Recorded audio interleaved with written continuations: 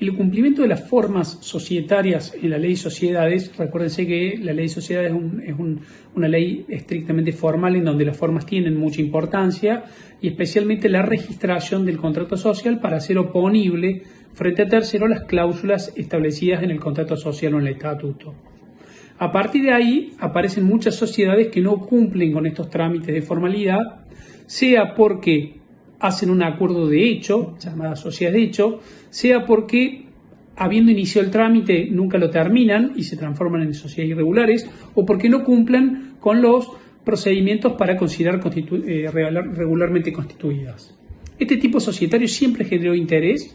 ¿Por qué? Porque nacen de la realidad de los hechos, de la realidad de los negocios en los cuales los socios deciden hacer un emprendimiento común a través de una forma societaria, pero no cumplen con ciertas pautas societarias. Esto generó bastantes inconvenientes y dio origen a todo lo que fue la teoría de las sociedades de hecho irregulares, que en el 2015 y con la regulación del Código Civil y Comercial se modificó la Ley General de Sociedades regulando las llamadas sociedades de la sección cuarta o también sociedades simples. Estas sociedades reguladas en esta sección cuarta están reguladas en los artículos 31, 21 a 25 y vienen a sustituir las viejas normas incorporadas para las clásicas sociedades de hecho irregulares. Estas sociedades de la sección cuarta albergan en su tipología no solamente las sociedades de hecho, esto es, esas sociedades en las cuales las partes de hecho, desde el punto de vista fáctico, realizan aportes, tienen una actividad común para distribuirse los beneficios y soportar las pérdidas. También incluye aquellas sociedades que no terminan el íter constitutivo y se transforman en sociedades irregulares. Pero también incluye las sociedades atípicas, que antes eran nulas y hoy son, irregulares o se les aplican las consecuencias del artículo 21 al 25, esto está previsto en el artículo 17, también se le aplica a aquellas sociedades como las sociedades civiles que no tenían esa forma societaria. Entonces la importancia práctica en los negocios es bastante usual. ¿Por qué? Porque es una forma muy rápida de emprender negocios, de hacer una sociedad sin tener que someterse al régimen de inscripción societaria, de la suscripción de acuerdos, etc. Obviamente que muchas veces la realidad se burla del derecho. Entonces el ordenamiento, el legislador regula estas situaciones para poder plantear algunas cuestiones necesarias. Hoy, con el advenimiento de la sociedad por acciones simplificadas y la alta rapidez que tiene para constituirse una SAS, muchas veces los accionistas optan por una SAS y no por una sociedad de hecho, atento que los procedimientos de inscripción de una SAS suelen durar, la ley dice 24 horas, pero suelen durar a lo mejor 2 o 3 días y eso genera ciertas ventajas, sumado a, por supuesto, la limitación de la responsabilidad societaria que sí hay en la SAS y no hay en la sociedad de la sección cuarta, en la cual los socios son responsables solidarios e limitados. Entonces, teniendo en cuenta ello, cabe distinguir también la sociedad de la sección cuarta, la irregular de hecho, con los negocios en participación, también llamados sociedad accidental. Lo primero que hay que decir es que la sociedad accidental no es una sociedad y no es un sujeto de derecho, a diferencia de la sociedad de la sección cuarta, que es una sociedad y tiene plena personalidad jurídica. Paralelamente, en el negocio en participación hay un socio gestor que es el dueño del patrimonio y no tiene la sociedad un patrimonio personal, a diferencia de una sociedad de la sección cuarta en el cual es un centro de imputación de derechos y obligaciones. Por eso queda claro que la sociedad tiene plena personalidad. Antiguamente la exposición de motivos aludía a una personalidad precaria. ¿Por qué? Porque estaba sujeto a una eventual disolución o a una subsanación, lo cual se entendió que no era así.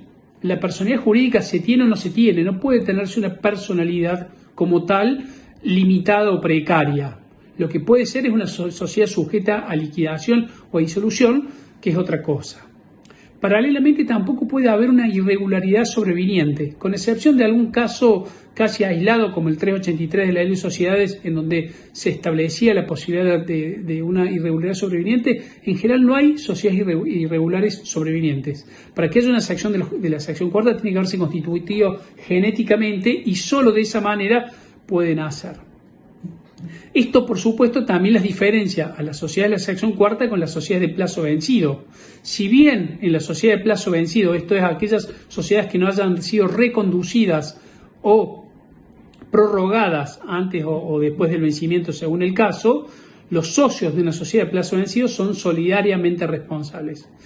Pero la personalidad se mantiene, las reglas se mantienen y lo que queda vigente es un mecanismo de liquidación de la sociedad. En cambio, en la sociedad de la sección cuarta, los socios pueden no ser solidarios, pueden ser mancomunados, de conformidad lo dice el artículo 24, y se establecen algunas particularidades. También debe diferenciarse de la sociedad en formación. La sociedad en formación es una sociedad que está en el íter constitutivo y, por supuesto, adopta los tipos que fueron elegidos. Pensemos en una sociedad anónima en formación, es persona desde la Constitución y una vez inscripta se entiende como que siempre fue regular. A diferencia de una sociedad de la sección cuarta que no está en formación, sino que es una sociedad que nace desde el momento que se constituye, como cualquier sociedad, la Constitución y no la registración es la que hace nacer la personalidad, pero la sociedad en formación, una vez abandonado el íter constitutivo, se puede entender que es una sociedad de sección cuarta. Entonces, una sociedad en formación, si no cumple con el trámite de registración, se puede transformar en irregular y aplicarse los artículos 21 y 25, entre ellos la consecuencia de ser responsables mancomunados. Eso no ocurre en la sociedad de la sección cuarta, en donde no está en trámite de inscripción y simplemente se mantiene con una dinámica, digamos, normal. Las sociedades deben tener requisitos como todos. Ahora bien, a diferencia de las otras que esos requisitos suelen obrar inscritos en un registro y son oponibles a todos porque todos lo conocen, en las sociedades de la sección cuarta esos registros a veces obran en un contrato privado. Entonces, para la ley de sociedades es muy importante si ese contrato social es conocido para terceros o no, porque si no es conocido para terceros no le va a poder ser oponible sus cláusulas, aun cuando entre las partes sea oponible. También inclusive puede no existir ese contrato, porque en las sociedades de hecho o en las sociedades regulares no existen estos contratos. Obviamente que la sociedad tiene que tener un nombre que puede ser un nombre de fantasía o puede ser un nombre de los socios. Es muy común en la práctica que se llamen Juan y Pedro Sociedad de Hecho o Juan y Pedro Sociedad de la sección cuarta. Tiene que tener un domicilio que puede coincidir con la sede social y a veces suele coincidir con el domicilio fiscal, que es cuando se inscriben en las entidades tributarias para poder. Tiene que tener un objeto y ese objeto genera alguna discusión sobre los límites de imputabilidad de ese objeto que el tercero no conoció. Estamos hablando de una sociedad de la sección cuarta que realice actos notoriamente extraños al objeto social, pero un objeto social que no esté inscrito en el registro. Y por supuesto tiene que haber aportes, mecanismos de organización, quién va a representar a la sociedad, etc. El tema de los aportes y la distribución de los beneficios es casi fundamental para determinar la existencia de sociedad. Se dice que si no hay aporte y no hay distribución de beneficios, no puede haber sociedad. ¿Y por qué digo esto? Porque el aporte hace al aporte que hacen los socios. Y muchas veces existen ciertas sociedades en donde puede haber una actividad común, pero el hecho de no haber aportes puede determinar que no sean sociedad. Puede ser alguna otra forma, una forma laboral, algún tipo de servicio. Entonces, la prueba del aporte a la hora de probar la sociedad es muy importante. Y también fundamentalmente la distribución de los beneficios. Es importante que estos beneficios se distribuyan. La persona, como cualquier persona jurídica, tiene una estructura organizativa que emana del contrato social. Entonces tiene una representación, una administración, un gobierno y una fiscalización. La representación, cuya finalidad es representar frente a terceros a la sociedad, la administración, que es la gestión de la sociedad, el gobierno, que es las decisiones trascendentales que toman los socios, entre ellos elegir a los administradores, aprobar balances y distribuir dividendos, y la fiscalización, que hace al control. Entonces, esto surge del contrato. Entonces, acá aparecen dos cuestiones importantes. Si hay contrato, si no lo hay. Si no hay contrato, cualquiera de las partes puede representar a la sociedad. Cualquier socio puede representar a la sociedad, cualquier socio lo administra y cualquier socio lo gestiona. Entonces, genera una situación orgánica particular en donde todos los socios tienen la facultad de controlar, gestionar, etc. Ahora bien, si hubiera un contrato social y ese contrato social tuviera pautas para establecer, el representante emanado del contrato social es el que encargado de representar. Y no puede otro socio representar a la sociedad en falta con lo que está establecido. pero puede ocurrir que el tercero no conoce el contrato social. Entonces, si el tercero no conoce el contrato social, aun cuando las partes lo hayan firmado y eso no se inscribe, como dijimos recién, igualmente cualquiera de los socios puede obligar a la sociedad por las deudas. Esto significa que cualquier socio podría contraer deudas, firmar contratos y establecer cuestiones que puedan responder o vincular patrimonialmente a la sociedad.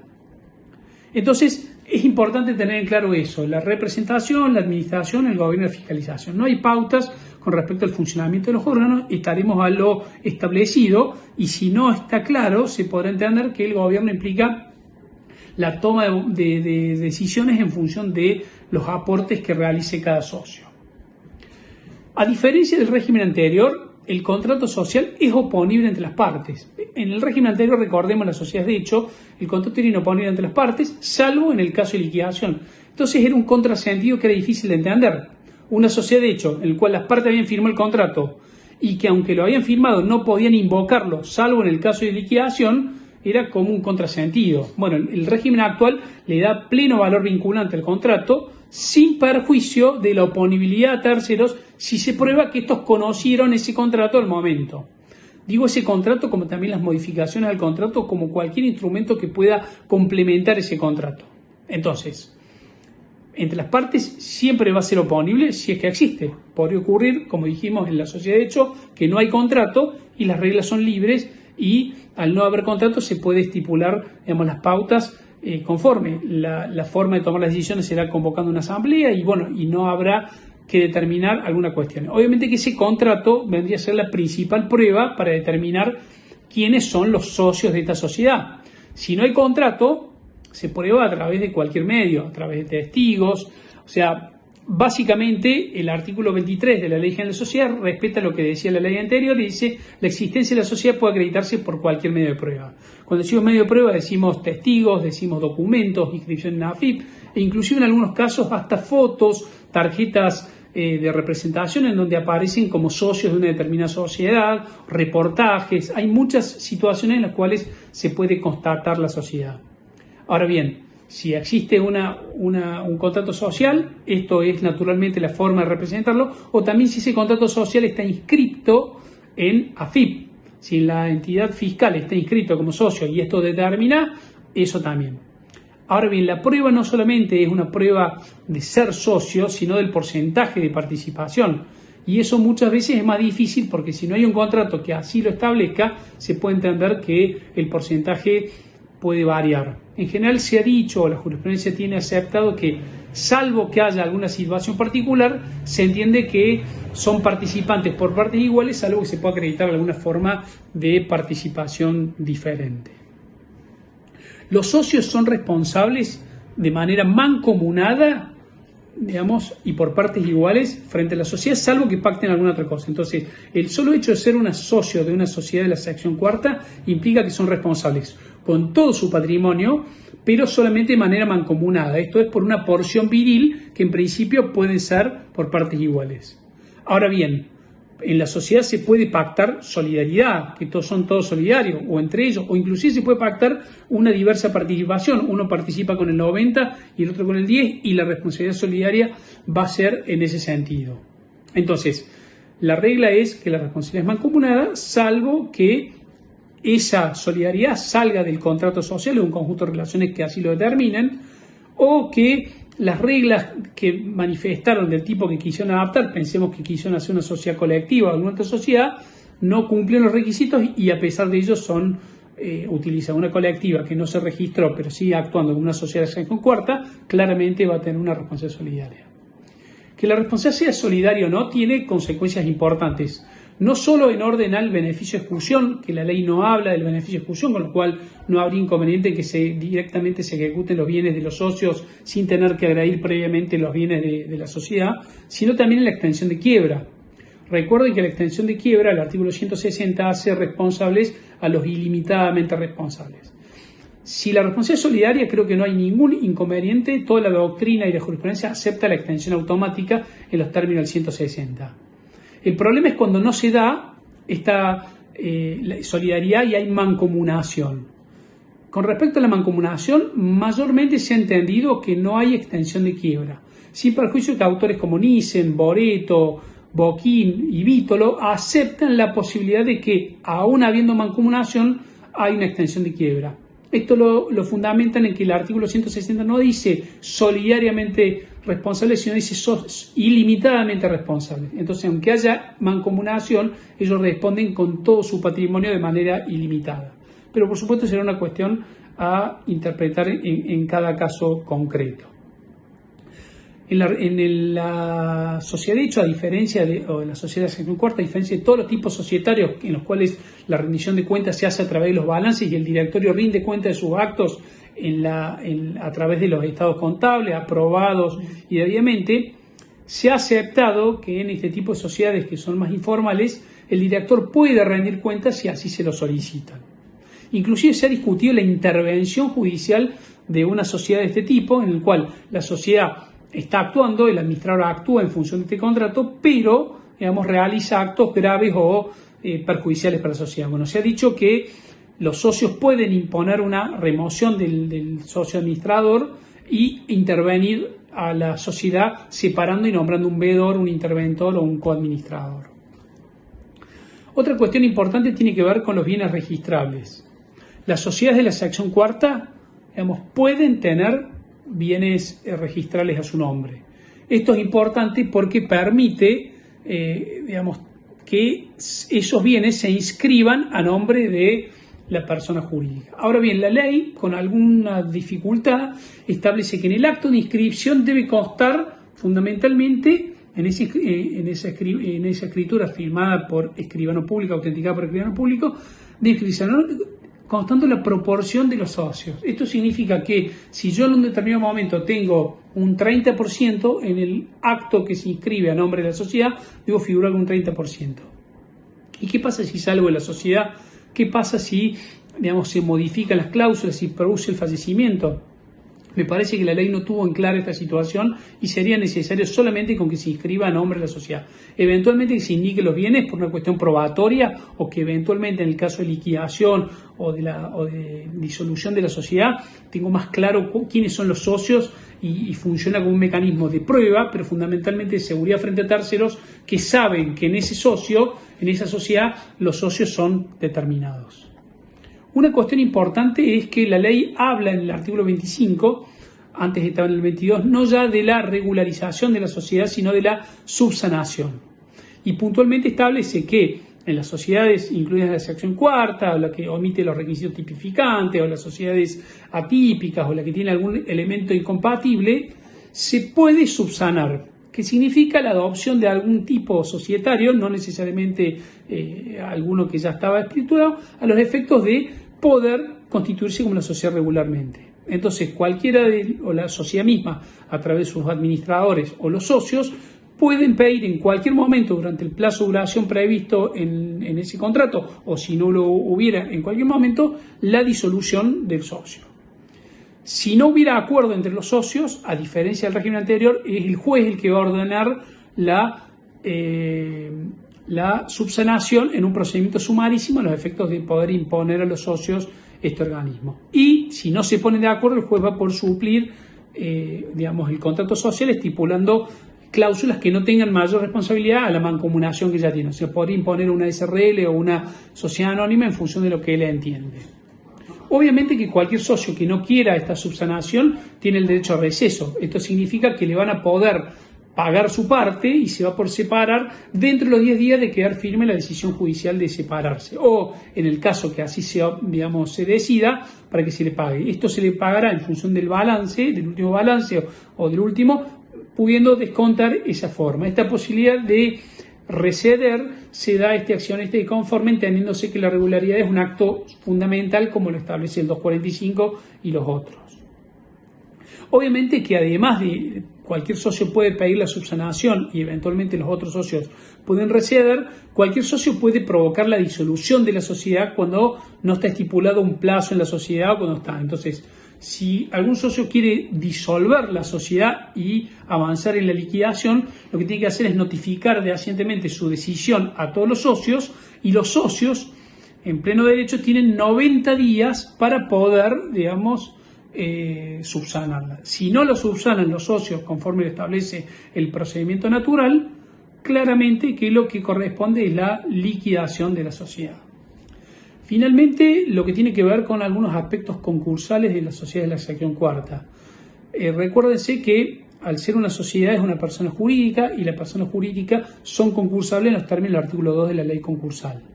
Además, al ser una persona jurídica, se concursan en lo que tiene que ver la competencia, artículo 3 de la ley concursal, dentro del domicilio. Como este domicilio pudiera no estar inscrito, puede ser la sede social o el lugar donde se lleve la administración societaria. La decisión la toma el representante, si es que hubiera, y si no tuviera contrato la puede tomar cualquier socio. Y obviamente tiene que ser ratificada por todos los socios dentro de los 30 días de la presentación en concurso preventivo. Como sociedad que es, tiene que llevar balances. El artículo 320 del Código Civil y Comercial estipula la obligación de llevar contabilidad y esos balances se deben presentar a los efectos de poder constatar y también hacer un estado de situación patrimonial. Y los socios son responsables mancomunados solidariamente en función de lo que establezca, pero el concurso de la sociedad no implica necesariamente el concurso de los socios. Esto lo podrán hacer eventualmente como garantes o como responsables por esas deudas en función del artículo 68. Así que bueno, con esto son algunas reglas o algunas pautas necesarias para poder entender las sociedades de hecho de la sección cuarta en este sentido.